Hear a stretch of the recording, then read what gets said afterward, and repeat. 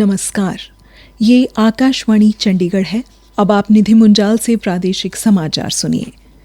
GST परिषद ने GST संरचना को 4 स्तरीय संरचना से सरल बनाकर 5% और 18% की 2 स्तरीय संरचना में बदल दिया है, जिसका सब ओर से स्वागत हो रहा है।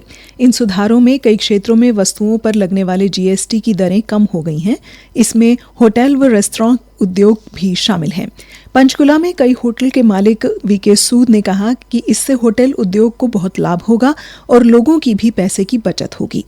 ये जो जीएसटी कंसेशंस मिली हैं, स्पेशली होटल इंडस्ट्री को, वैसे तो सभी आइटमों में मिली हैं, इससे होटल इंडस्ट्री जो है बहुत ज्यादा फ्लरिश करेगी और जो टूरिज्म है ये उसको बहुत बढ़ावा मिलेगा, क्योंकि 5% जीएसटी से जो होटल इंडस्ट्री है बहुत तरक्की करेगी और लोग भी घूमने फिरेंगे और जो जीडीपी में टूरिज्म की इंडस्ट्री की शेयर है वो भी उसमें बहुत बढ़ोतरी होगी और जो मोदी जी का 5 ट्रिलियन का सपना है वो भी पूरा होगा। तो इसलिए सभी होटल इंडस्ट्री वाले बहुत खुश हैं और हम उम्मीद करते हैं कि आगे और भी कंसेशन मिलेंगी ताकि और तरक्की करें। धन्यवाद।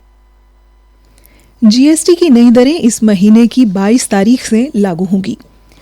हरियाणा के ऊर्जा मंत्री अनिल विज ने कहा कि भारत ने 2030 तक 500 गीगावाट नवीकरणीय ऊर्जा क्षमता हासिल करने का महत्वाकांक्षी लक्ष्य तय किया है और प्रधानमंत्री नरेंद्र मोदी द्वारा ग्लासगो में COP 26 पर घोषित पंचामृत लक्ष्यों को पूरा करने का संकल्प लिया है।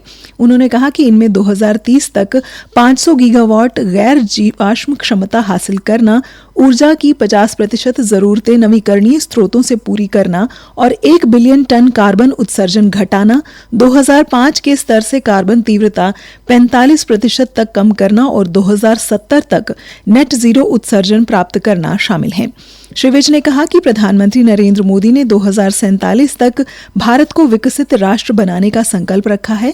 इस दिशा में हरित ऊर्जा अहम भूमिका निभाएगी। उन्होंने बताया कि राज्य पहले ही 2.1 गीगावाट से अधिक सौर ऊर्जा क्षमता स्थापित कर चुका है और घरों, उद्योगों तथा संस्थानों के रूफटॉप पर सौर ऊर्जा को तेजी से बढ़ा रहा है।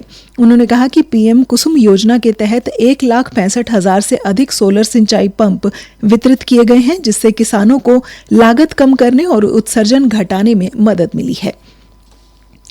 हरियाणा के शहरी स्थानीय निकाय मंत्री विपुल गोयल ने कल माता मनसा देवी मंदिर परिसर से राहत सामग्री के 3 ट्रक पंजाब के लिए रवाना किए। इस अवसर पर उपायुक्त एवं श्री माता मनसा देवी श्राइन बोर्ड के मुख्य प्रशासक सतपाल शर्मा, कालका की विधायक शक्ति रानी शर्मा, विधानसभा के पूर्व अध्यक्ष ज्ञानचंद गुप्ता, जिलाध्यक्ष अजय मित्तल, बीजेपी के प्रदेशाध्यक्ष बंतो कटारिया भी उपस्थित रहे। श्री विपुल गोयल ने कहा कि हरियाणा से लगातार बाढ़ से प्रभावित पंजाब को राहत सामग्री ट्रकों के माध्यम से भेजी जा रही है। हाल ही में मुख्यमंत्री नायब सिंह सैनी ने पंचकुला से 15 ट्रक राहत सामग्री पंजाब के लिए और 10 ट्रक राहत सामग्री हिमाचल के लिए रवाना की थी। मुख्यमंत्री के आह्वान पर सामाजिक संस्थाएं भी आगे आकर पंजाब के बाढ़ पीड़ितों के लिए राहत सामग्री भिजवा रही हैं। राहत सामग्री भिजवाने के साथ साथ संस्थाओं द्वारा पंजाब में जाकर भी बाढ़ पीड़ितों की मदद की जा रही है। सांसद नवीन जिंदल ने हाल ही में जम्मू कश्मीर में शहीद हुए कैथल जिले के रोहेड़ा निवासी शहीद लांस नायक नरेंद्र सिंह सिंधु के गांव में सरकारी स्कूल का नामकरण शहीद लांस नायक नरेंद्र सिंह सिंधु करने और तिरंगा लगाने की घोषणा की।